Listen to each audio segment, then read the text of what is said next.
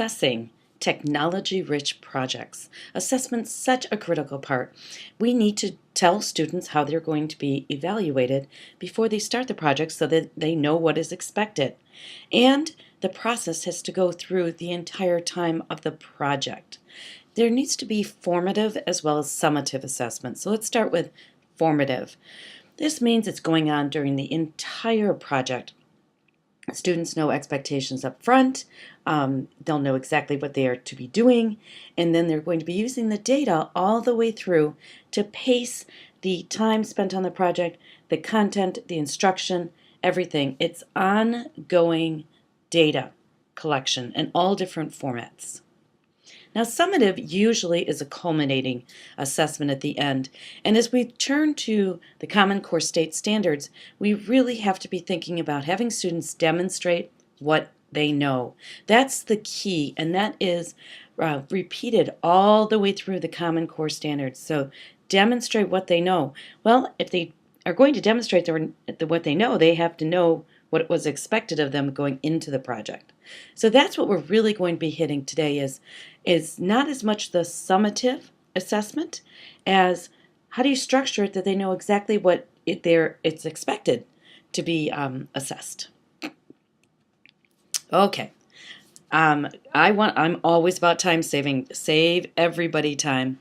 And I rarely start a rubric from scratch. So let's talk about a rubric. This is a set of expectations for the project. So I just went in and did a very generic Google search about multimedia rubrics project. And of course I found my great friend Kathy Schrock right up front, leader in all things technology, and her website I know very well. It is an excellent, very detailed assessment guide filled with different rubrics. So clicking around, we'll go see what Kathy has to offer. Now, Kathy has partnered with Discovery Education to create the Kathy Schrock's Guide for Educators. This has been around a really long time, and Kathy is absolutely diligent about keeping it up. She works hours every day, keeping all the links active and everything else. And every time I go back, I think, wow, she must have more hours in her day than I do, because I don't have any idea how she does it. But this is her Kathy Schrock's Guide for Educators. Specifically, you want to search for assessment and rubric information. Across the top, you can see there's all different things, from rubric builders to links to the best rubrics out there. So this is always my go-to spot first. This was another one I found that was really very helpful. Assessing student learning.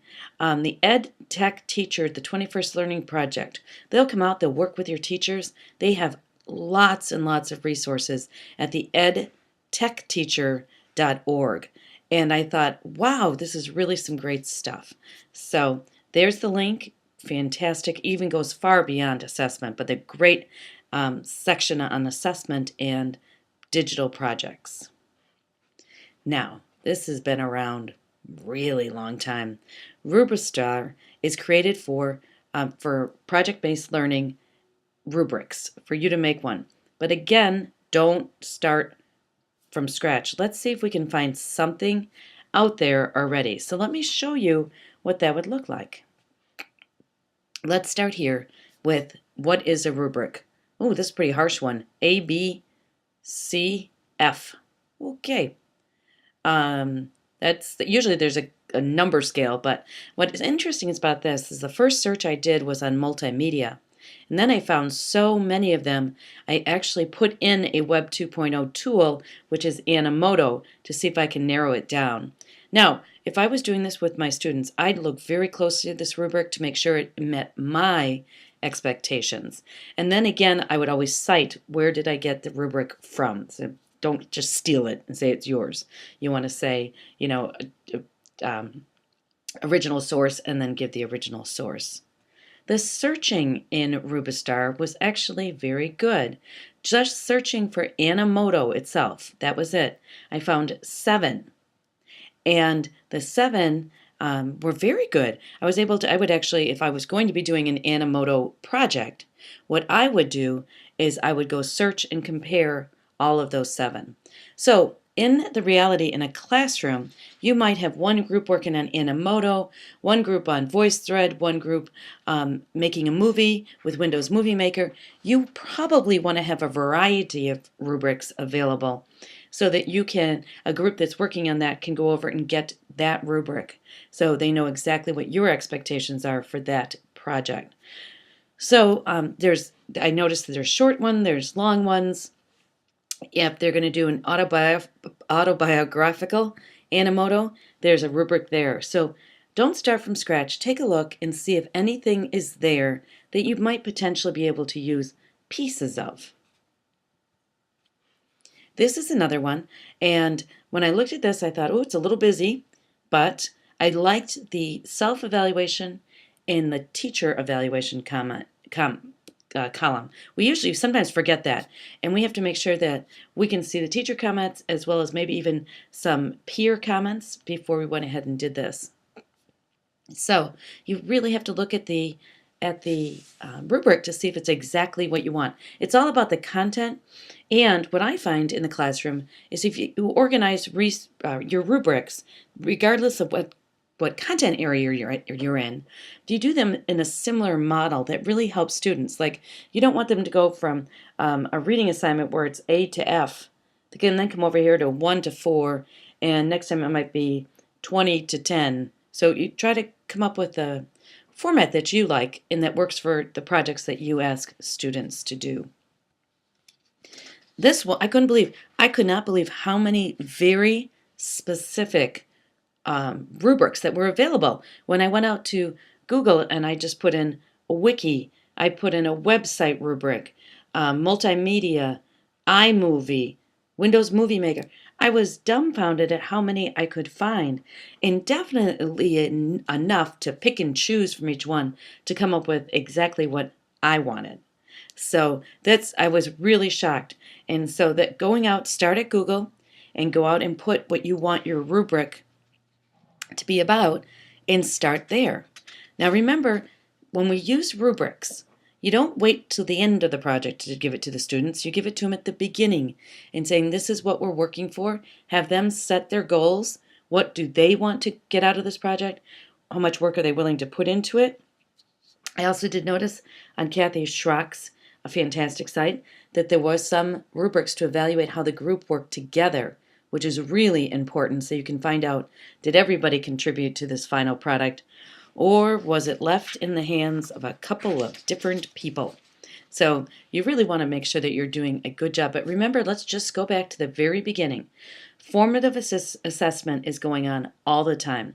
If students are working in groups, the teacher's walking around, knows exactly, kind of taking the pulse of where each group is, checking that everybody's participating, dealing with problems if participation is a problem during the project, not waiting till the end and have everything as part of a summative assessment.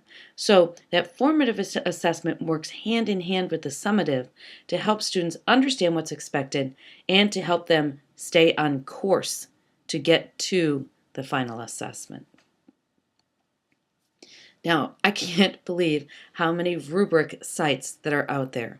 So I found many different universities, schools of ed in particular, that had rubric collections. I did find in my research to create this, I found many of them have broken links that are old. I'm going to guess that maybe the student that created the rubric has left, and then the rubric link did not work anymore. So that was definitely a problem, but I did find some excellent rubrics. So again, I would suggest if you know one group is going to be using a specific tool like VoiceThread, Animoto, or something like that, make sure that you search for that in particular. You can always search for multimedia. You can always look for presentation rubrics. But if you're going to direct a student to a tool, start there. See how lucky you get. Now this was brand new to me, and I thought this was really interesting because I'm like, thought I was kind of on top of things, but where did 176,000 rubrics come from? And I didn't even know our campus was around. This one, you can go ahead and search. Just look at the sheer numbers from kindergarten to grade 5, 21,000 rubrics. There has to be something that you can find and look there. So don't start from scratch. Another tip really helps is if you are creating a rubric by yourself, have somebody peer review it for you. Sometimes you're so involved in your project and you can see the end that somebody else looking at the rubric might see like a gaping hole.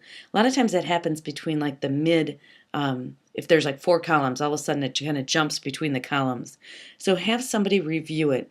Really works out well.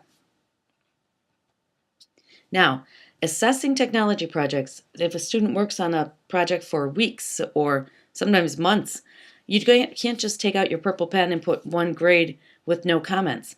It has to be a process so students understand what they're expected to do and what you're expecting of them. So make sure that when you're designing your technology projects, you're also designing the assessment pieces that go with the projects. Thanks.